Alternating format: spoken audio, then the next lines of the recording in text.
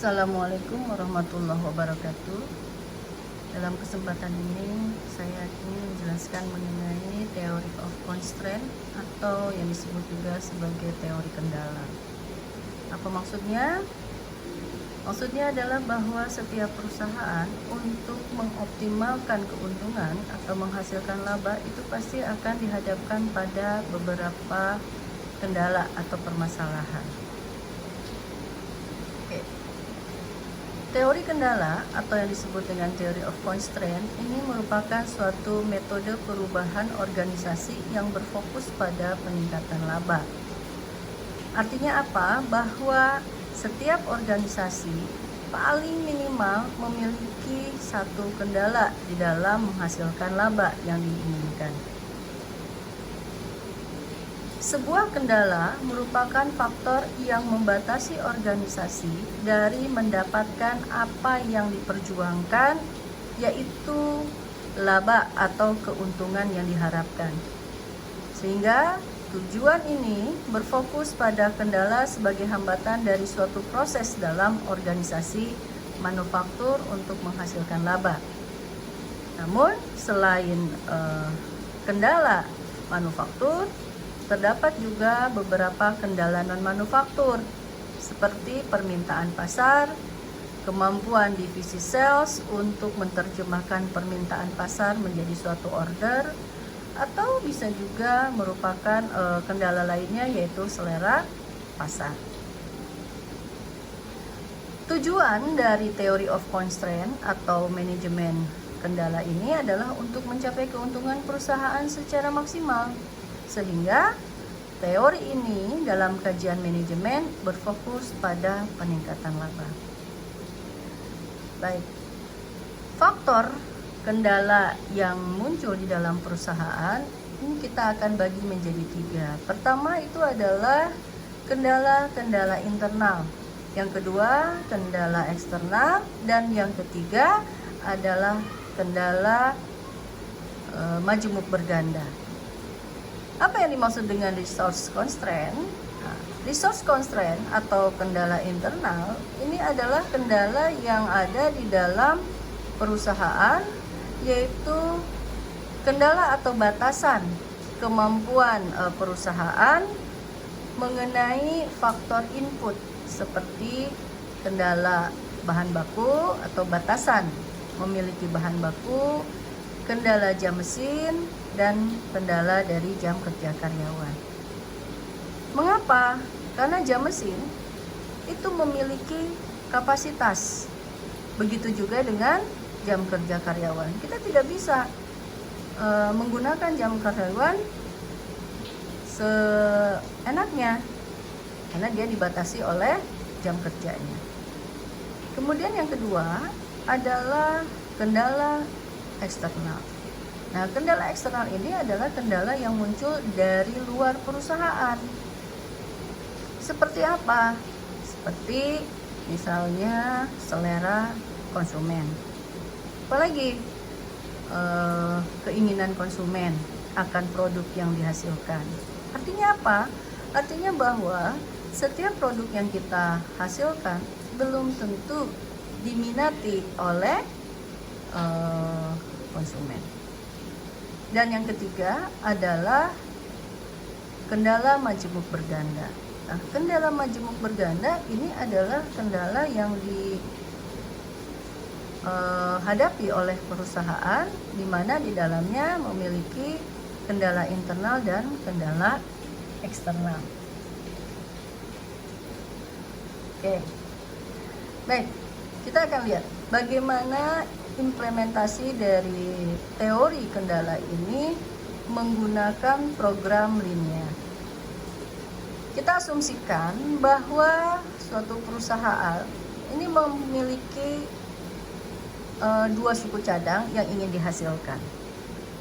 Masing-masing yaitu suku cadang X dan suku cadang Y yang diproses melalui 3 proses berurutan, yaitu proses pengasahan, pengeboran, dan pemolesan. Proses pengasahan menggunakan 2 mesin yang memiliki kapasitas 80 jam kerja per minggu. Artinya bahwa untuk mengasah, perusahaan ini hanya dibatasi oleh jam kerja sebanyak 80 jam. Kapasitas maksimalnya tidak bisa lebih dari 80 jam. Untuk masing-masing suku cadang membutuhkan 1 jam untuk proses pengasahan, baik untuk X maupun untuk Y. Yang kedua adalah proses pemolesan. Nah, pemolesan ini merupakan proses intensif dari tenaga kerja, artinya dibatasi oleh jam kerja, bukan mesin.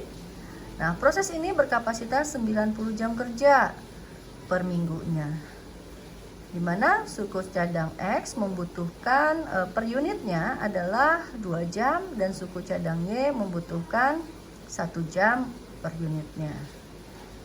Dan yang ketiga adalah proses pengeboran. Proses pengeboran ini memiliki kapasitas mesin maksimal adalah 120 jam, di mana untuk menghasilkan suku cadang X membutuhkan 1 jam pengeboran dan untuk Y membutuhkan 3 jam pengeboran per unitnya. Selanjutnya data yang kita miliki adalah bahwa margin kontribusi untuk masing-masing produk adalah $300 dan untuk X ya, dan $600 untuk Y. Converse di sini dibatasi hanya mampu menghasilkan suku cadang X itu sebanyak 60 unit, sedangkan suku cadang Y sebanyak 100 unit. Nah, di sini yang menjadi permasalahan dari Converse adalah bagaimana untuk kombinasi yang optimal menghasilkan produk X dan produk Y agar margin kontribusinya adalah yang paling optimal. Oke, data yang tadi kita miliki kemudian kita buat dalam tabel seperti ini. Ya, pengasahan 80 jam. Oke, sini kita punya seperti ini tadi. Ya. Ini data yang tadi dibuat dalam bentuk tabel saja untuk memudahkan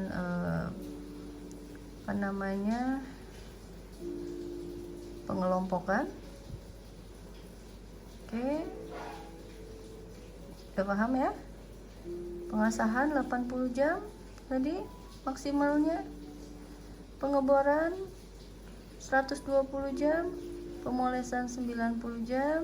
Nah, sebelah kanannya atau sini ini adalah penggunaannya. Ini penggunaan untuk Y. Baik, dari data yang kita miliki ini kemudian kita buat solusinya. Pertama, yang perlu kita lakukan adalah buat persamaan dari setiap kendala.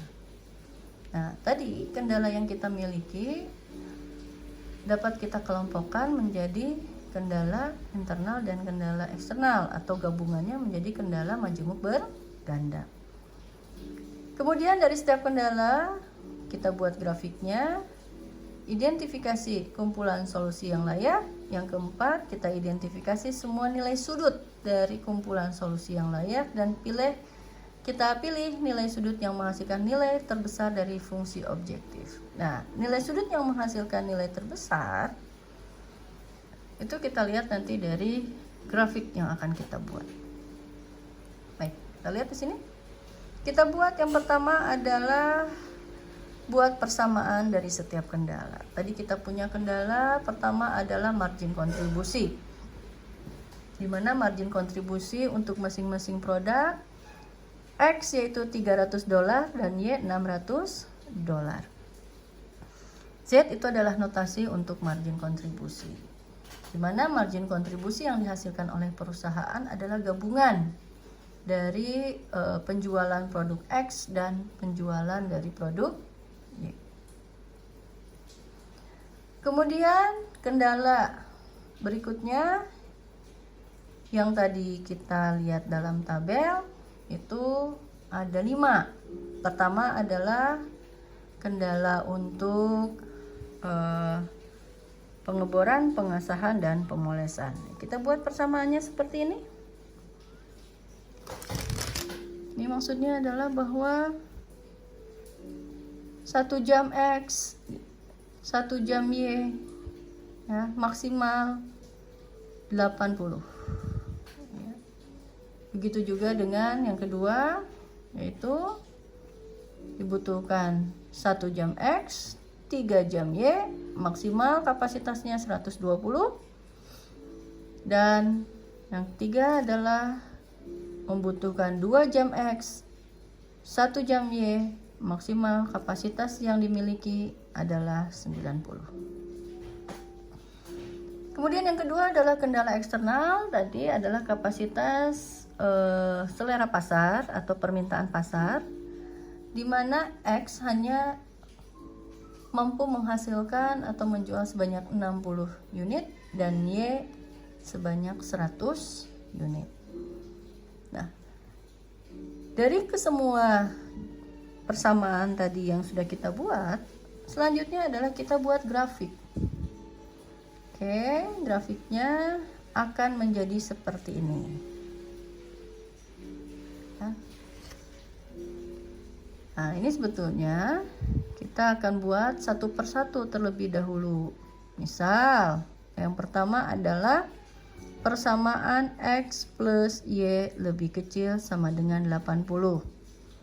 Kita buat koordinat untuk X di sini. Misalkan kalau kita katakan X sama dengan 0, maka Y-nya akan 80. Dan kalau kita jadikan Y-nya 0, maka X-nya yang akan 80. Sehingga koordinatnya menjadi 80,80. Nah, 80,80. Yang ini 80. Yang ini juga 80. Oke, kita tarik garis. Ya, bawah. Begitu juga dengan persamaan yang lainnya. Kita buat garisnya seperti ini. Ini adalah untuk persamaan 2X plus Y lebih kecil sama dengan 90.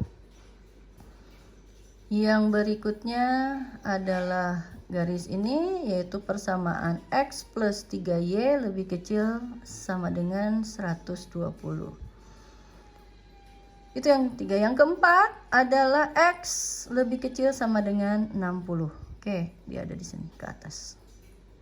Dan Y lebih kecil sama dengan 100. Nah, ini ya. Oke.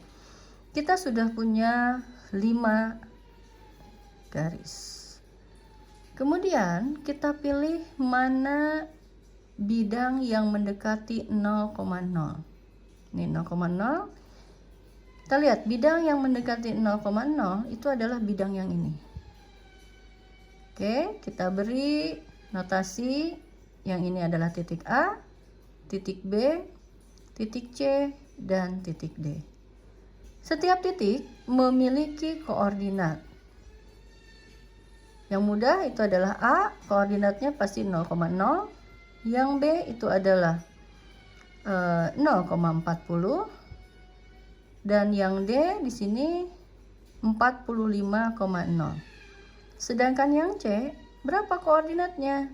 Nah, untuk menentukan koordinat C, kita bisa menggunakan substitusi eliminasi, di mana C ini adalah pertemuan antara garis 2X plus Y lebih kecil sama dengan 90 dengan garis X plus 3Y lebih kecil sama dengan 120.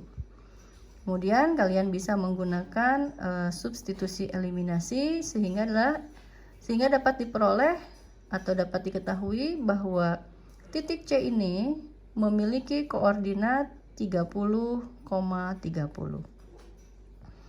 Nah, setiap titik tersebut atau koordinat tersebut mencerminkan nilai X dan nilai Y. Lalu kita akan masukkan ke dalam rumusan margin kontribusi, yaitu Z, di mana tadi persamaannya adalah 300X plus 600Y. Masukkan masing-masing nilai titik sudut A, B, C, dan D kepada nilai Z ini sehingga hasil akhirnya diperoleh margin kontribusi.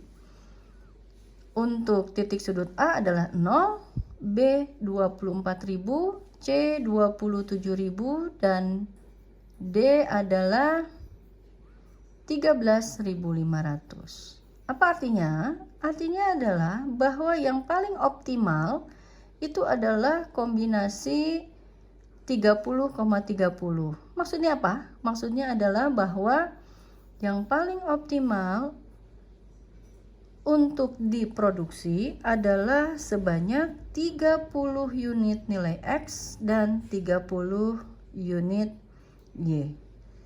Karena apabila kita menghasilkan 0 unit X dan 40 unit Y, ini masih margin kontribusinya masih belum optimal, yaitu baru menghasilkan 24.000.